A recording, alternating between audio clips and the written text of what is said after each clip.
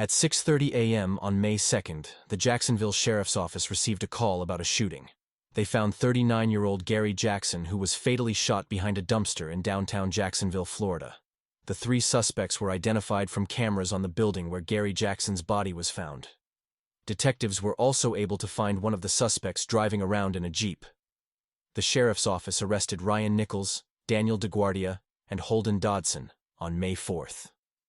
Holden Dodson and Daniel DeGuardia said that the three of them chased Jackson because he allegedly stole a gun belonging to Nichols. The same gun used in the shooting belonged to Dodson.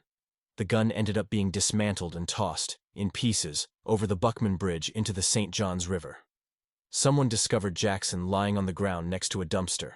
Detectives found multiple shell casings, an extended magazine with live rounds beside Jackson, and multiple bullet defects in the dumpster.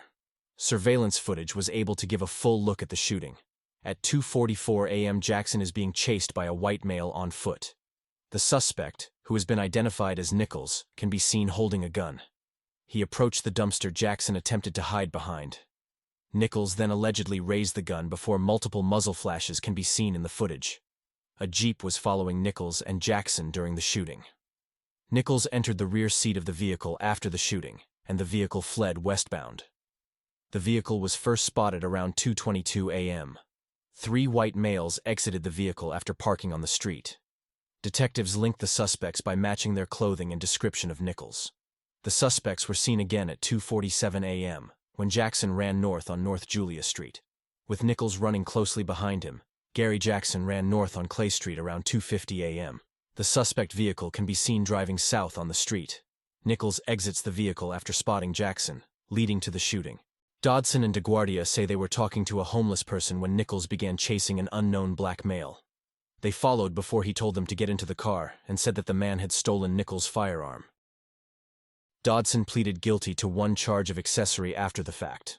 The court alleges that Dodson assisted or gave aid to Nichols by knowing of the crime he allegedly committed. Nichols is the alleged shooter and was originally charged with second-degree murder.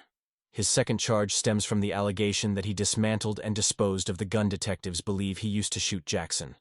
On July 20th, Nichols was indicted and charged with first-degree murder. The indictment alleges that Nichols had premeditated intent to kill Jackson. No bond was set for the charge, and Nichols remains in custody, awaiting trial. DeGuardia pleaded not guilty to one charge of accessory after the fact. The court has ordered that DeGuardia have no contact with Jackson's family or with his co-defendants. He remains in custody awaiting trial. Gary Jackson leaves behind a wife and kids. He was a great person, said some people in his community. I will keep updating on this case. If you enjoyed the video, please like and subscribe.